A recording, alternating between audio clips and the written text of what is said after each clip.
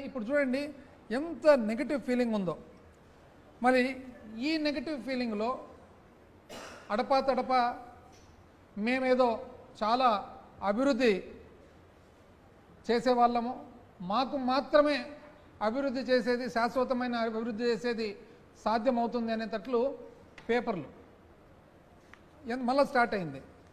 ఢిల్లీలో మళ్ళీ కీలకంగా చంద్రబాబు, ఈనాడు. ఆర్థిక సుడిగుండం నుండి గట్టెక్కించండి, ఈనాడు. గట్టెక్కించండి, మళ్ళీ ఈనాడు. ముగ్గురు కేంద్ర మంత్రులతో చంద్రబాబు భేటీ, రాష్ట్ర పునర్నిర్మాణమే లక్ష్యం, ఈనాడు. ఫలించిన చంద్రబాబు కృషి, ఈనాడు. నవంబర్ నుంచి పోలవరం పనులు, అందుకు అవసరమైన నిధులు ఇవ్వండి, కొత్త డయాఫ్రామ్ వాల్ను ఖరారు చేయండి, కేంద్ర జలశక్తి మంత్రి సిఆర్ పాటిల్కు ముఖ్యమంత్రి చంద్రబాబు వినతి. పోలవరం పనులు అంటే ఎవరన్నా చూసినట్లయితే అసలు పాత సిస్టమ్ మాదిరే. అంటే చంద్రబాబు నాయుడు గారు ఇక్కడ బయలుదేరడం నుంచి పోతూ ఉన్నాడు, పోబోతూ ఉన్నాడు, ఢిల్లీలో ల్యాండ్ అయ్యాడు, వీళ్ళని కలుస్తున్నాడు, కలవబోతున్నాడు. అంటే ఇవన్నీ కూడా ఏదో శాశ్వతమైన కార్యక్రమాలన్నీ కూడా వాళ్ళకు మాత్రమే సాధ్యమవుతుంది అన్నట్లు ఒక సృష్టి. చూడండి, ఆంధ్రజ్యోతి. ఆదుకోండి, 5 ఏళ్లలో ఏపీ అస్తవ్యస్తం, రాష్ట్రంలో ఆర్థిక సంక్షోభం. త్వరగా ఇవ్వండి, పోలవరానికి 12,500 కోట్లు. అంటే 12,500 కోట్లు త్వరగా ఇవ్వండి అని ఎప్పుడు రాసినారు? 27 జూలై 27. దాని తర్వాత ఆగస్టు 17 పోలవరానికి త్వరగా నిధులు ఇవ్వండి, ఆలస్యమైతే మరో సీజన్ కోల్పోతాం, ఢిల్లీలో జలశక్తి మంత్రికి చంద్రబాబు వినతి. పోలవరానికి త్వరగా నిధులు ఇవ్వండి, ఆంధ్రజ్యోతి. మీదే బాధ్యత, రాష్ట్రంలో ఎయిర్పోర్ట్లను విస్తరిస్తాము, ఇది. అంటే ఆంధ్రజ్యోతి. ఏ విధంగా పోలవరము యాక్చువల్గా ఇప్పుడే అసలు నిర్మాణం జరుగుతుందనేటట్లు ఒక సృష్టి, ప్రజలకు మెసేజ్. వాస్తవాలు ఏమనేది ఈరోజు నేను తెలియజేయాలనుకున్నాను ప్రజలందరికీ కూడా మీ ద్వారా. ఎందుకంటే ఎన్నో విషయాలలో వైఎస్ఆర్ కాంగ్రెస్ పార్టీ ప్రభుత్వము, జగన్మోహన్ రెడ్డి గారి నాయకత్వంలో శాశ్వత అభివృద్ధి కార్యక్రమాలు సాధించడం జరిగింది.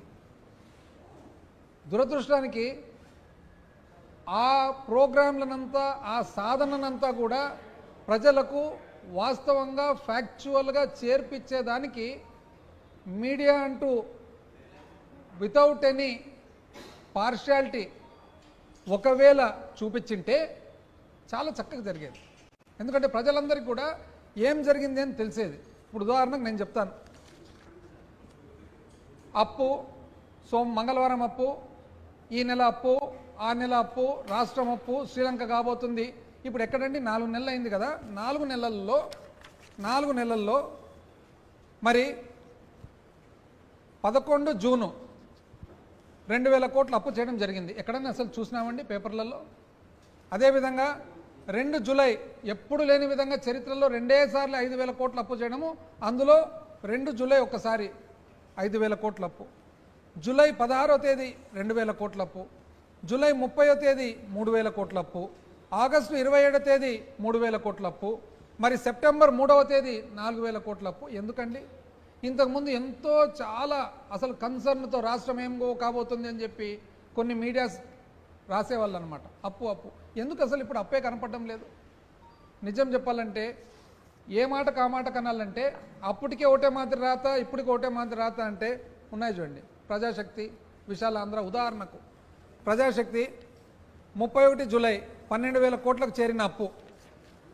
ప్రజాశక్తి 31 జూలై మరో 4 నెలలకు 1,30,000 కోట్ల ఓటర్ అకౌంట్ బడ్జెట్పై ఆర్డినెన్సు. ఈ ఏడాదికి ఇంతే. అంటే ఇది ఒక ఫ్యాక్చువల్ నార్మల్ రిపోర్టింగ్. ఆ రోజు అదే, ఈరోజు అదే. రాష్ట్ర అప్పు 4,85,490 కోట్లు. ప్రజాశక్తి జూలై 23.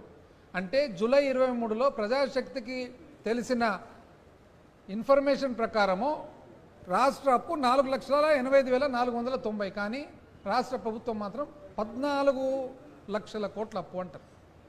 ఎక్కడ 14 లక్షలు, ఎక్కడ 4,85,000 కోట్లు. అదేవిధంగా మరి 24 ఆగస్టు మరో 3,000 కోట్ల రుణానికి ఇండెంటు ప్రజాశక్తి. ఇది కరెక్ట్ రిపోర్టింగు. తొలి త్రైమాసికంలో 30,000 కోట్ల లోటు ప్రజాశక్తి. అమరావతిలో ప్రపంచ బ్యాంకు బృందం అప్పు కోసము. ఓటన్ అకౌంట్కు గెజెట్ జారీ ప్రజాశక్తి. ఖజానా ఖాళీగా కనిపిస్తుంది, హామీలేమో ఇచ్చాను చంద్రబాబు నాయుడు గారు ప్రజాశక్తి. అదేవిధంగా టోల్ బాధుడు, ఇక రాష్ట్ర రహదారులపైన టోల్ బాధుడు ఎప్పుడు 7 ఆగస్టు 2024 ప్రజాశక్తి. మరి అదేవిధంగా 10 సెప్టెంబర్ 2024 4 నెలల్లో 43,000 కోట్ల అప్పు ప్రజాశక్తి. మళ్ళా ఇతర పేపర్లు కూడా ఇంతకుముందు ఎంత కన్సర్న్తో ఎంతో రాష్ట్రం మీద ఉన్న ప్రేమతో రాసిన వాళ్ళు ఈ విధంగా రాయొచ్చు కదండి ఫ్యాక్చువల్ పొజిషన్. ఈరోజు